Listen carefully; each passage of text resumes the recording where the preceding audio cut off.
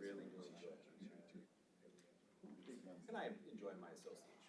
It's a good we don't always. Bob Rapp, sitting right behind you. Hi, Bob. That's correct. They're the originals. I'd like to welcome everybody to the Economic Development Committee meeting. We will start off with courtesy of the floor. Is there any courtesy of the floor? I think we see one. Thank you, Mr. Chairman. Lamont McClure, County Executive. We've just come off the Dixie Cup LERTA issue, and I think it's important when we're considering in the Economic Development Committee moving forward into the future using a powerful tool like LERTA, what's important to us. And clearly, manufacturing jobs pay more than warehousing jobs. And those statistics are manufacturing pays $69,339 a year on average, where a warehousing worker is paid $54,663 a year. So when we're thinking about in the future, when we're going to use a tool as powerful as LERTA, that we think about manufacturing and we steer away from warehousing, because we are having remarkable success with respect to fighting warehouse proliferation and creating manufacturing jobs right here in Northampton County. In 2010, the United States Census Bureau had Northampton County ranked as the 9th wealthiest county in the Commonwealth of Pennsylvania.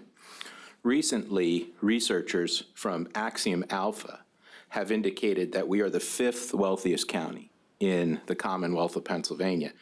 And when they did their analysis of Northampton County, the top 4 counties all had lawyers as their highest earners.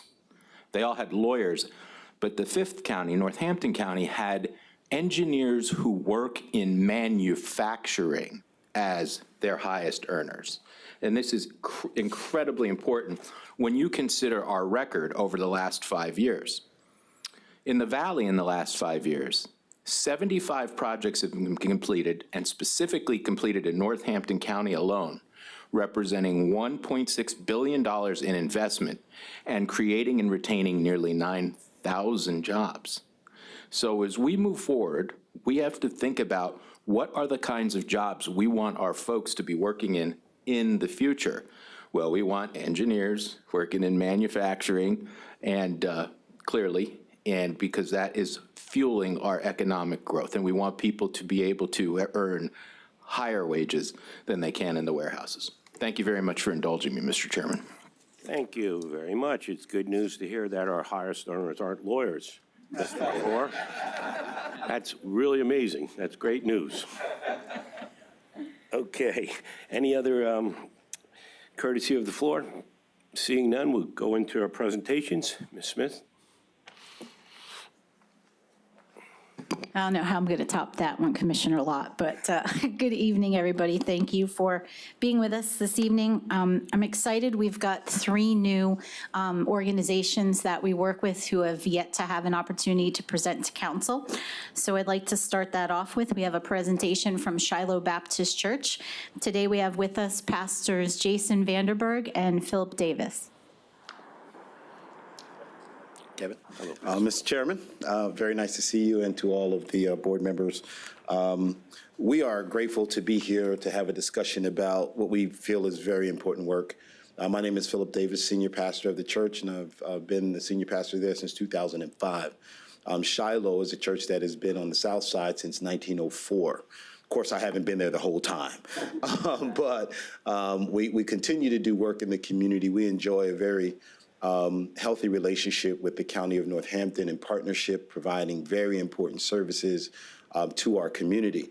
I'm going to step out of the way and turn it over to Jason Vanderberg, Pastor Jason Vanderberg, who is our Director of Ministries and serves in a very important role, and he'll update you on what we're requesting in regards to the emergency homeless shelter.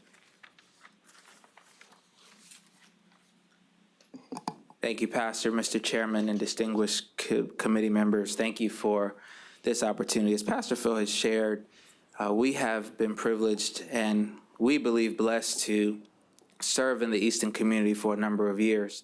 And so tonight you will have, and what has been presented to you is a document that we have created, which just talks about what we have done in the community, some of the efforts that we have been privileged to serve, and one in particular, the emergency shelter, which I will talk a little more about and give a little more depth to this evening, because it is the subject of our request tonight. But if I can draw your attention just to the document, I will briefly share, and if you'll look along with me, and if not, I will read and just provide some information. But as Pastor Phil said, we are a church who is turning 118 years old, and I have to say I have not been there either for all 118 years, but we do believe and know that the church has made such a wonderful impact. So the Shiloh Baptist Church, as many of us know, also doing business as Greater Shiloh Church, has a nonprofit arm called the Greater Community Development Corporation, the GCDC. Through the GCDC, there are a number of community programs that are offered. Some of the programs include youth programs such as the James Lawson Freedom School, the Kingdom Coders program, which both of those are in partnership with Northampton County. We do have housing assistance programs and community need programs such as the food pantry, which this county has supported in a number of efforts, and we're so thankful for that. The Shiloh Manor is a 58-unit senior citizen home that is on the south side, independent living for seniors. Shiloh Restoration Center is another effort in partnership with the county that will come to fruition and open, and it is a facility for those who are in need of forensic and mental health services as they are going through the court system. Shiloh Estates were 5 duplexes that were built for first-time home buyers, and the church did administrate down payment and closing cost assistance in partnership with the county some years ago. In addition, and I will move speedily to the emergency shelter, we are fortunate to administrate the Rapp program as one of the Eastern participants, and we're thankful for partnership with the county. And in addition to that, coming soon, and we believe come November, we will hear back from PHFA as it pertains to the Shiloh Commons, which will be a 60-unit affordable housing apartment right on the south side. We believe that it will be phase 2 of the Mill project, which has most recently been opened. Now, to the Eastern Emergency Shelter, which is the topic for this evening's presentation. Since 2013, the church has been very, very fortunate to partner with a number of agencies, one being Safe Harbor Shelter, also with government entities such as yourself and such as the City of Easton. It was in 2013 that we contacted Reverend Craig Weidman, who was at that time leading Bethlehem emergency sheltering, and Pastor Phil had a vision to establish a similar work in the City of Easton. And so we opened up 2 nights a week in one of our buildings, and we offered not only bedding, not only sheets, not only resources, but also a dinner meal and a breakfast meal, as well as any resources that were needed for individuals as it pertained to needs for them. And so since 2013, we have put on the emergency shelter, and we did have to take a break due to the pandemic, but we are excited to share that this year we are opening back up, which brings us to the request that you will see before yourself. So we have a number of needs in the building that we believe will create a better experience for those who we are bringing into the building during the winter season. Tonight I want to just talk to you briefly about some of those needs, and you'll see in your folder some stats from the emergency shelter from December of 2013 until now. So you'll see a number 2,956 contacts. You'll see a number 5,912 total meals served. You'll see 98 people who were working and serving, paid and volunteer. You'll see that we only had 12 incidents, and I'm grateful that 12, the incidents are the smallest number. You'll also see in the packet financials that we have that the church has expended. And of course, in 2019, through 20, there was tremendous help by yourselves, and we do appreciate that so much. So for the request this evening, we are currently making renovations to the lower level of our chapel, and that includes the kitchen area. That includes two large rooms, one which the men sleep in at the emergency shelter, the other which the women sleep in at our emergency shelter, in addition to 3 bathrooms that are within the space that the emergency shelter takes place.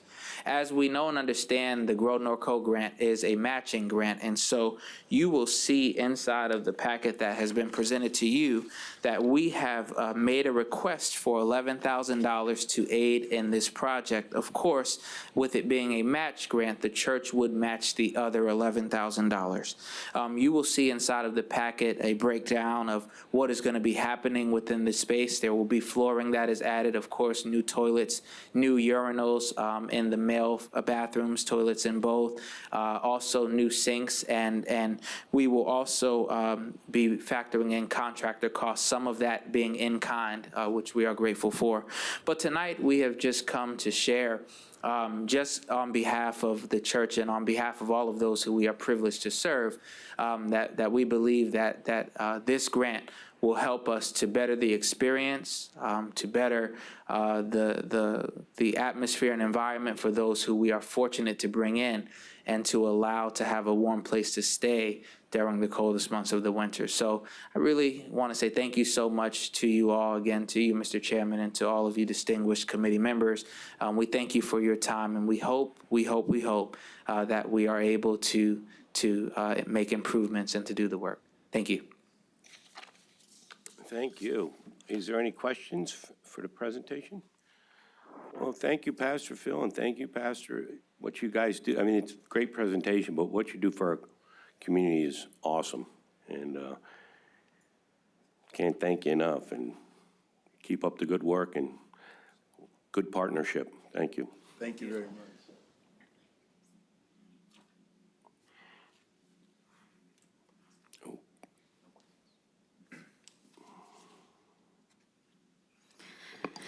Okay, next we have a presentation from Miller Keystone. We have with us tonight the Vice President and COO, Rami Namia. I hope I didn't butcher that. Apologies if I did. And just an introduction, Lena Barbieri, who is the Chief Philanthropy Officer, who is actually new to Miller Keystone. Thank you. It's good to see you. Good afternoon, Mr. Chairman, committee members. Thank you for giving us the opportunity to be here today. So we have a quick presentation.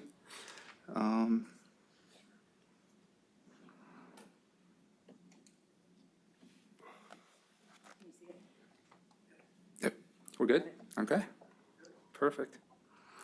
So again, I'm Rami Nima. I'm the Chief Operating Officer at Miller Keystone Blood Center. So I'm going to give a quick overview of who we are, what we do in the community. We are the only independent blood center in our local area. We do service all of the hospitals in our local area, and we have been in business since 1971. It's been 50 years. Over those 50 years, we have collected millions of blood products that helped out a lot of patients in our local area to see a better tomorrow. So, so again, we started in 1971. In 1977, we had a full-time medical director who is certified in blood transfusion, and we do serve on every hospital blood transfusion committee in the Valley. St. Luke's Hospital, Geisinger, Hunterdon, Grandview, and Lehigh Valley as well. We have a lot of programs that we had started over the years.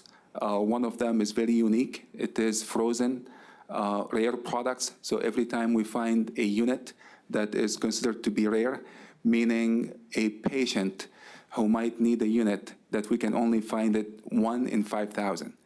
1 in 5,000 donors that can be a good match. So we freeze those units for those types of opportunities, and we ship them across the nation.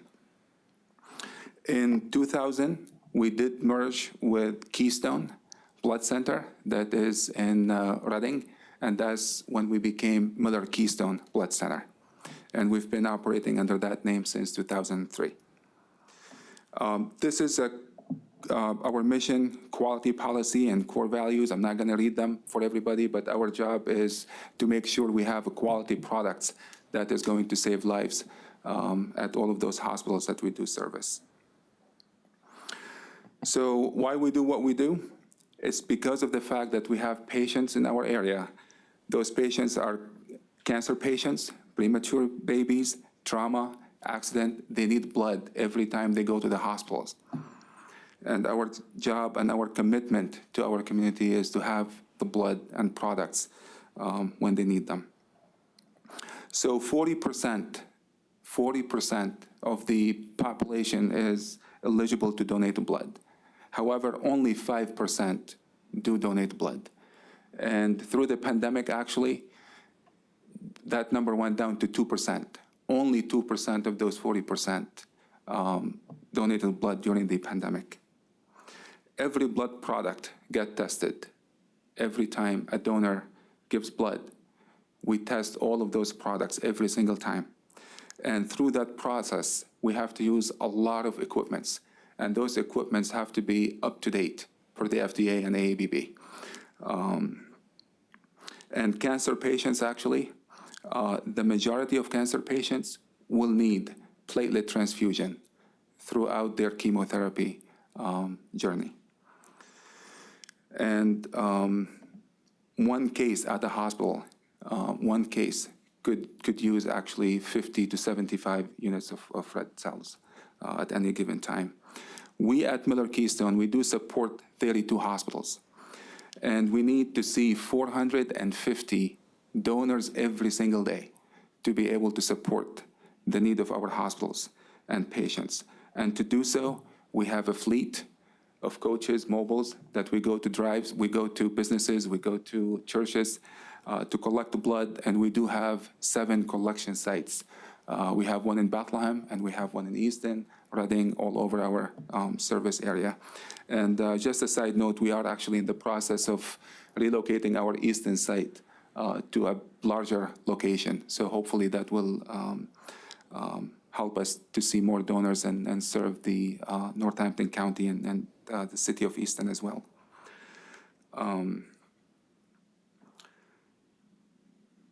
So I went over this. This is all of the units and hospitals that we do support.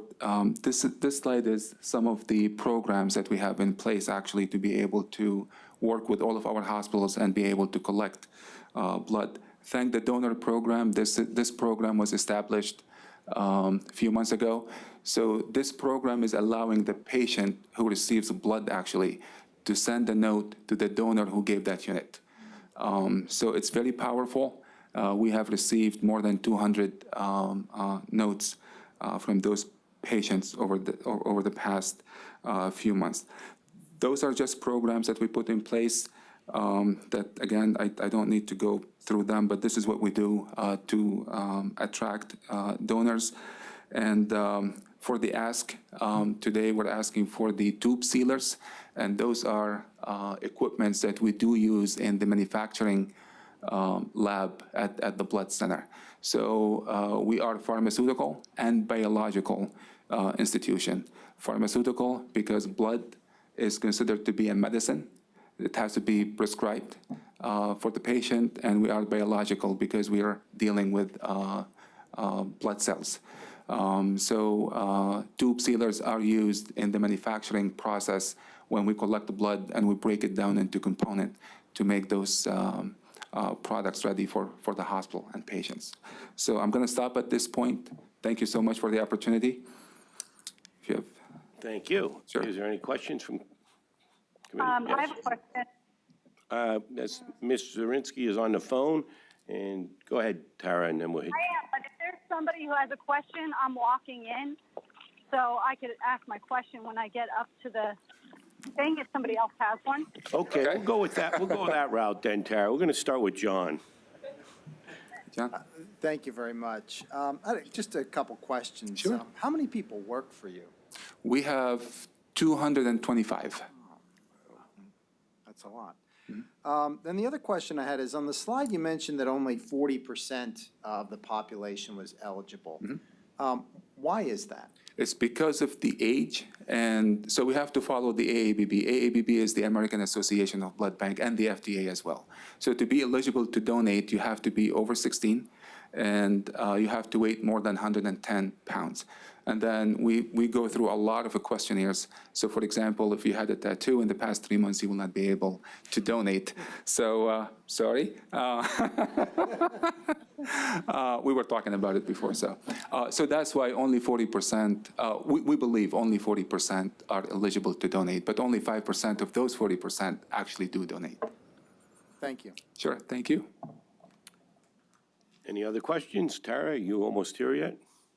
We'll give Tara a minute. She should be coming up the hallway. Yeah, sure. So throughout the pandemic, over the past 2 years, you supported us. So thank you so much for all of your support. Because of your support, actually, we were able to collect convalescent plasma that was used for all of the COVID patients. As Miller Keystone, we collected 5,000 convalescent plasma doses. So we were able to help 5,000 patients, COVID patients, in all of those hospitals. So thank you for everything. Thank you for your support. And there was a real decrease in donations during the pandemic, I'd imagine. Absolutely, absolutely. Have you seen that return to close to the 5% people that were given before? Not yet. So post-pandemic, I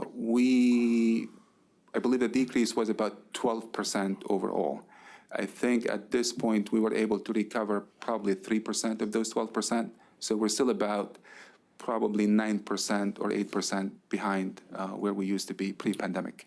Is that a matter of marketing, getting the word out again to get people re-engaged, or? So our biggest challenge throughout the first few months of the pandemic, everybody was telling people to stay home, to stay safe. We wanted people actually to get out.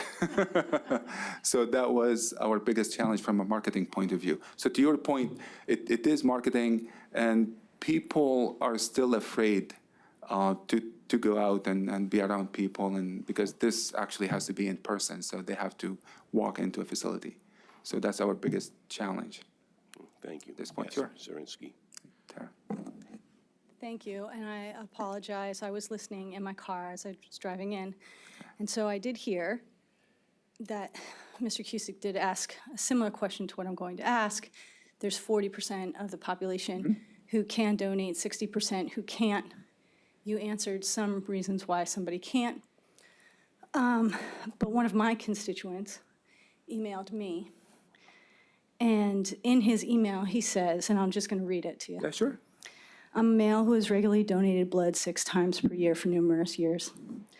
I'm wondering why males who have had sexual relations with other men within a certain time period prior to a donation are automatically disqualified from blood donation. If a male is in a monogamous relationship with another male and has tested negative for HIV, why would such a person not be a good candidate to donate blood? Also, you say that you test all the blood. So it seems like, I understand that someone has to go through a test or like a questionnaire. But some of those questionnaires, if you're asking somebody about like, you know, their sexuality or their, I don't know what the word I'm trying to say is. But that, You know what I mean? yeah, I know exactly what you mean. So it And- seems like that was, I didn't know how to answer that constituent. It is a very good question. And we will never say no to them if it was up to us. So this is an FDA rule that we have to follow, all of the blood collectors in the US. But what I can tell you is we have been working with the FDA. So Miller Keystone is a member of ABC. ABC is the American Blood Centers. It's about 50 independent blood centers in the US. We have been working with the FDA on this issue. And the FDA had agreed to conduct a study. And that study, I believe, is going to be ending in October of this year. And then the FDA will go over all of those results. And we are very optimistic, actually, that the FDA is going to change those rules in the near future. So we're hoping in the next few months, we are going to hear some good news from the FDA. But we got together, we did talk to the FDA, we met with them several times. I was in Washington, D.C., actually back in March, to talk about this with the FDA. And the study is almost ready to be presented. Right, okay. Because it just seems like no one would ask like a monogamous relationship, if you've had sex within the last 2 weeks, you can't donate blood. So yeah, and again, I agree with you 100%, but the logic behind those rules go back to the 80s when the HIV break. So that's when those rules actually were put in place. And for the FDA to change their mind, they need to go through studies. They need to do all the testing before they go back and change it. But again, Yeah, the no, good I news understand is what you're they will most likely, I mean, I should not be saying this, but don't Oh, I'm going to tell write it down. I'm not gonna, I'm gonna be like, it's gonna be sign any overturned. paper, but it looks positive at this point, the study that we're conducting, so. Well, that's good, and I feel better about that, and I'm sorry to bring that question to you. No, but, I'm like, glad it you just did. Happens that this is something that I couldn't answer, and I haven't been able to find the answer to necessarily, but I really appreciate the work that you're doing, and moving forward, I hope that more people do donate blood. Yeah, and we meet hope that so need. too, so. Thank you, great question though, great question, so. Thank you. That was a very good question, and hopefully that'll bring that number up, maybe when they review that, we hope can so. get that number up to 60% of the people who are eligible, and that would be huge, because hopefully that 5% would go up, you know, because if we're booting people off that Probably can 8%. give money and give blood, not money, but give blood, you know, and if you're testing all of them, it seems like we could open that up a little bit. Hopefully, we'll keep our fingers crossed, and thank you for what Be you do able for to, the so, community. yep. Thank you, thank you.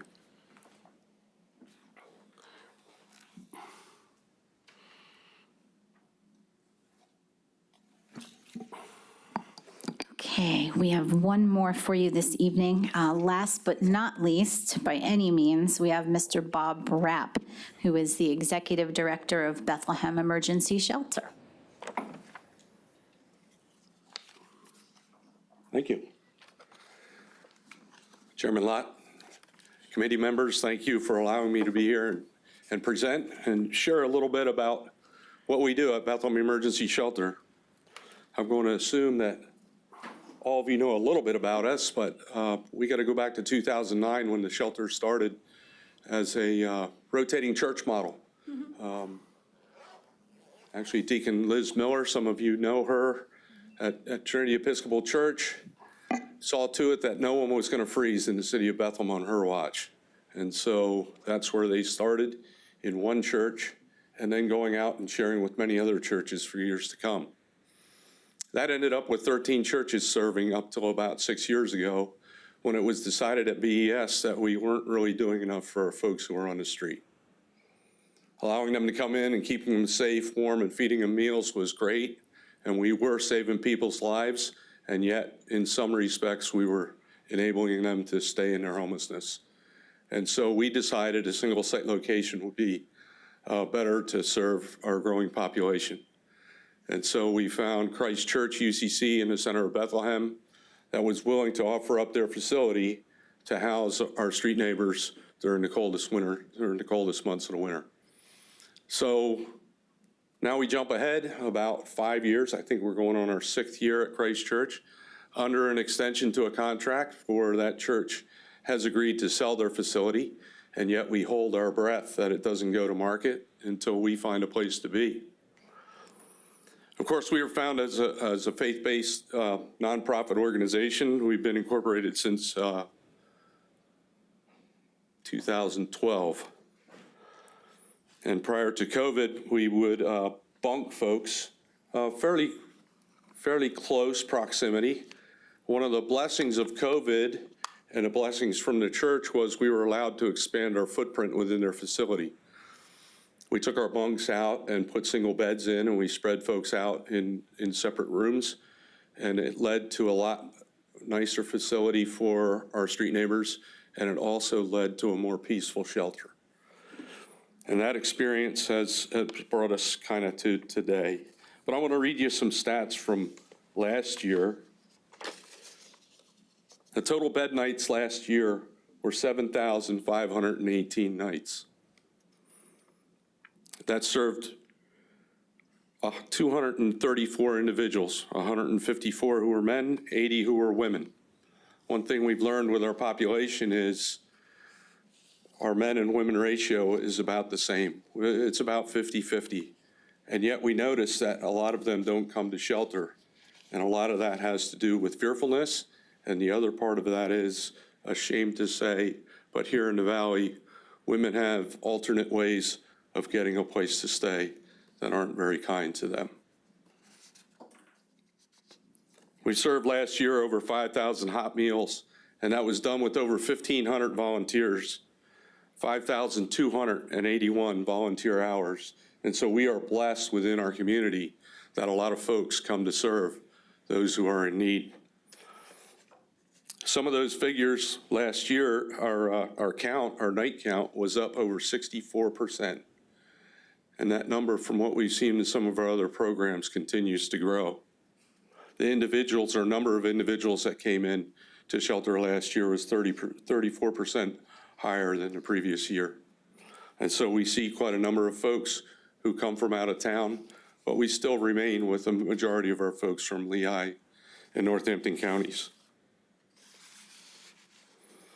So one of the things that we've changed in the shelter, and we look for even more changes as we move forward, is supportive services that we bring in-house. Some of those are Bethlehem Health Bureau had come in last year to do COVID vaccines. St. Luke's, the parish nurses came in to run STD and HIV clinics. County Mental Health had been with us to support us last year, although it was a lot less support due to the fact that we're having problems, all of us, in employing folks. And so the county was no different. I don't know if anyone knows of Jamie Partington, but we sure do miss Jamie being a part of the team here at the county. Valley Health Partners provides us with street medicine, and we have clinics within the shelter. And we also had an in-house certified recovery specialist. So street medicine did 92 visits last year with 38 patients. Our certified recovery specialists spent 350 hours in shelter with us, assisting 43 clients. 13 of them were referred to housing or inpatient clinics. And we're kind of happy to say that only 6 of them relapsed throughout the program. So we continue those operations not to reinvent anything or to tell you how great we are, but using the supportive services that are already in place, just giving them a place to operate within the shelter to help the folks who are in need. We continue today with operations, new HMIS walk-in center, which along with 211 and coordinated entry allows for folks who present as homeless, and you do have a brochure, I think, in front of you there. It allows them the opportunity to get in a system that puts their circumstances and their picture in front of the many providers that provide homeless service throughout the Lehigh Valley. We also offer a bag lunch program on Saturdays and Sundays, and this was to help out with the fact that our folks, especially in Bethlehem, have no place to eat on the weekends. That started in COVID when everything shut down. Trinity Soup Kitchen is there from Monday to Friday, but Saturday and Sunday, folks didn't have any place to eat. That continues to this day, and the numbers are still growing. We serve about 100 folks a day on Saturday and Sunday. About 60% of those folks are folks who live in the neighborhoods and are food insecure. So there's a big struggle out there in the economic climate that we find ourselves in right now. So our future is we are currently looking for a permanent place to be, permanent as in year-round shelter, so we can address the issues of people becoming homeless right when it happens. The quicker we can get to addressing those issues, the faster we can get them back on their feet and back into productivity. One of the things that we are currently looking at is could be in the form of a possible gift from St. John's Windish Lutheran Church on 4th Street in Bethlehem. And so that church, among two other Lutheran churches, are exploring their possibilities, and they are currently coming together in a new vision for what their church is going to look like. And in doing so, they don't want to do so in any of the facilities that they already have. And so talks are that could be a permanent place for Bethlehem Emergency Shelter to help the folks here in the Lehigh Valley. If that would come to fruition, we'd probably be able to have at least 50 beds for single individuals who are homeless. But the biggest part of an addition to what we do is it will allow us to emergency house families. And so we look to provide at least 5 family units. And I will stand corrected by my brothers if so. There are no emergency shelters for family in the Lehigh Valley. None. There's transitional sheltering, there's transitional housing, there are emergency avenues, but they're all an intake process. If you would present tonight with your family as being homeless, other than putting you in a motel if we have the resources, there's no place for you to go. And so we feel the need to correct that problem. And we see that need through county crisis, we see that need through children and youth, but we really see that need through the folks who serve our school districts. And I won't share those numbers with you tonight, but I will tell you this. It's staggering when you get to see the facts and figures of our children's and our grandchildren's schools that they go to, and the number of homeless folks who have had to split up their families and send their children to other families so that they had a place to shelter. It's a crazy number. So in meeting today, I wanted to share with you that the city of Bethlehem is currently under a consultant's guidance. Actually, they're doing their findings and reports to explore the strategic plan of homelessness in the city of Bethlehem.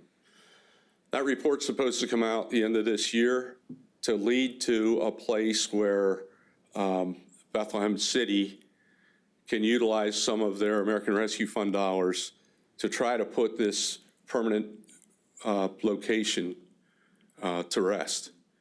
The new mayor's office is really charged and really wants to get this done. They want to see it to fruition, so there's a permanent place to be. I don't know if BES will be the folks to do that, but I hope they are. I don't know if it'll be one facility or more than one, but we're hoping we can carry this out, at least the single individuals and the family emergency shelter at St. John's. That's going to take a lot of doing.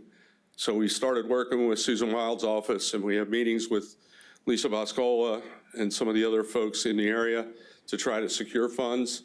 But we also want to come together with the county to work on some programs that will help develop a plan to get folks off the street a lot quicker than we have been in the past. So some of those things, we'd like to see a respite program, especially with our health networks. And I think as a county, we could probably ask you very gently to try to include our health networks, as for some reason or reasons, our health networks have a hard time working together. And yet we need our health networks to work on this program, because we, you and I, you and BES, are solving a lot of their problems. So we need them in the game to be able to help us to secure trainings, to secure avenues of help for the folks that are in need. The mental health situation is, I don't have enough time today to even talk to you about the mental health situation. And COVID did not make that any better, nor is it going to in the future. It's going to be a tough road. And I have one more thing to share with you today, and that is, for many years, our chronically homeless have been attended to be able to keep them alive. But we have yet to find them a place to be and a place to flourish. And I really struggle with that. all the time. These are some of the folks that you and I see every day of the week here in the city of Bethlehem, here in the city of Easton, here in the city of Allentown. It's the same folks. It's the folks we've seen, a lot of them, who once had a home, and it was called Allentown State Hospital. I think it's absurd that we take these folks, and I say we as humans and as individual communities and communities of believers, and we allow them to stay on the street. There are ways that we can address this situation. And one of the guys that led me to this was a friend of mine who will tell you that almost always the reason for homelessness is the profound catastrophic loss of family. You see, we can be that surrogate family for the folks who don't have family. And we can do things through models like this gentleman, Alan Graham, that I just spoke of. And I'll throw in a commercial if you want to look at YouTube. YouTube, a place in Austin, Texas called Mobile Loaves and Fishes, and see the tiny home community that they've developed there 8 miles out of the city proper for their chronically homeless folks. There's no one in that community that lives there that hasn't been on the street for 10 years. They live there, a lot of them work there, they pay rent, they thrive, they have a place to be and a place where they feel home. We can do that. We have the resources, we have the capability, we have the people to solve these problems. I thank you all very much for all the support you give us through NORCO, through AHP, through HAP, and all the other programs that you have within the county that have allowed us to serve these folks. Thank you very much. Have a blessed day. Thank you very much. Is there any questions from the committee or council? Yes, Mr. Yeah, Kusick. I just had a comment, and first of all, I want to thank you for what you do. I think I was impressed by your mentioning of the faith community and the importance of family. I think you said it very eloquently, and I think that the other piece of your presentation that was impressive to me is that you not only give a hand out, but you give a hand up. And you did mention that you see family as part of the key issue here, and I couldn't agree with you more. But I guess one of the things that I wanted to ask about was also the importance of finding employment. Now, obviously, there are some people that need treatment before they can be employed, but what can we do to find, and what do you do to find people employment as quickly as possible as part of their turnaround process? So we connect folks with CareerLink, and we'd love to have CareerLink in-house with us, and someday I think we will. One thing that was a real struggle, especially through COVID, is getting temp agencies to come to shelter to address their programs. And I know they were having trouble finding folks. They were busy, right? We have a collective audience, and yet I can't get them to come. I'll give them a place to be. We'll feed them. We'll do whatever we have to do, but it's tough when those folks are actually a real good start for us. We struggle to get them in-house. One of the things that we've done, we partner with Victory House. So I'm sure you're familiar with Victory House. We take men that are housed at Victory House, and some of those guys have a tough time working their way out because they don't have a work history. And so we partner with Victory House to train some of those guys up, and they actually come and work for us. So last year we had 4 gentlemen that are housed at Victory House that came to work for us and then developed the work history so that they could go back out. We look to continue trying to find different ways, something that's unique and something that we can help folks with. Most of the time right now, it's kind of a one-on-one thing with folks at shelter due to the fact that we've had a struggle getting folks in. Yeah, I think the reason why I asked that is because right now, the county has been struggling to hire people for some positions. And we've had a bunch of corporate entities that have come and said that they're having trouble hiring people. So I think that if anybody needs to find work, right now is probably the best time that they're going to have. So, Absolutely. I would encourage that to be a key part of the turnaround process for anyone that finds themselves in a difficult situation. Thank you. Thank you. Is there any other questions? No, I'll just make a comment. Excuse me? Can I make a comment? Sure. I just want to thank you for all the work that you do. It seems like it is an act of not just kindness, but compassion, and I can really see that in you. Like, it weighs on you. And I remember in at the UUCLV, I worked there, like, before 2009, and I remember them organizing this project and how difficult it was to rotate and coordinate the churches, and how difficult it was to get volunteers to come in and sit with homeless people, and the negative attitudes that were there about having people in the churches and having them there when there's youth groups there or when there's kids around, or allowing the doors to be open. So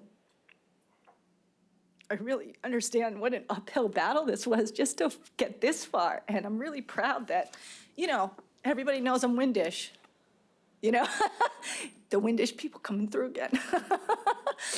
But if there is anything that we can do, I would wholeheartedly support that. And I know how difficult it is. It's not just a matter of finding people jobs, because many of these people aren't necessarily suitable for work.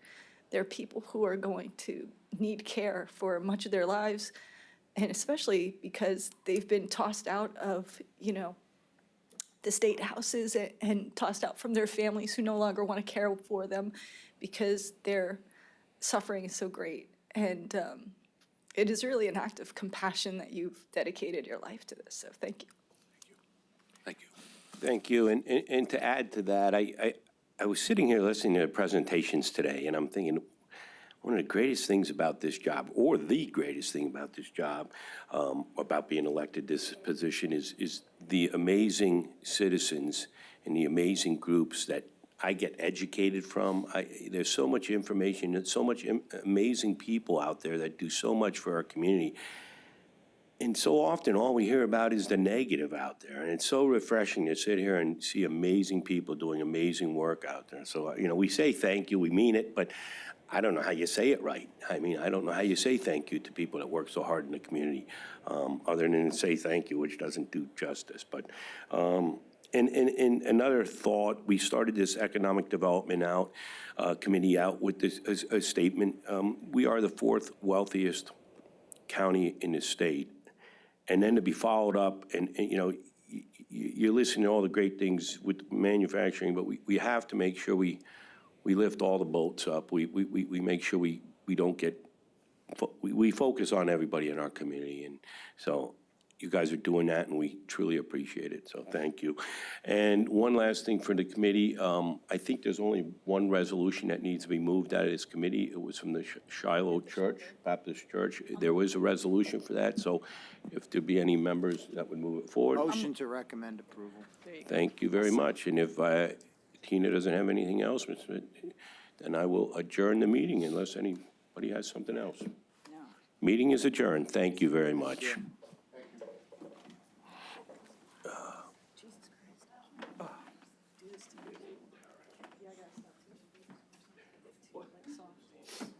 That's a lot. I need a cup of coffee.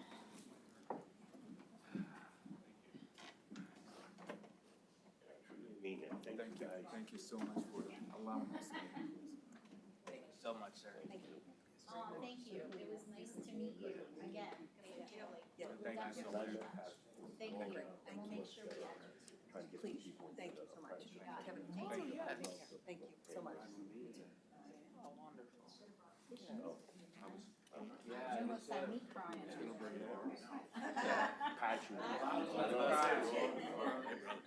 How are you? It's good to see you. Nice to be seen.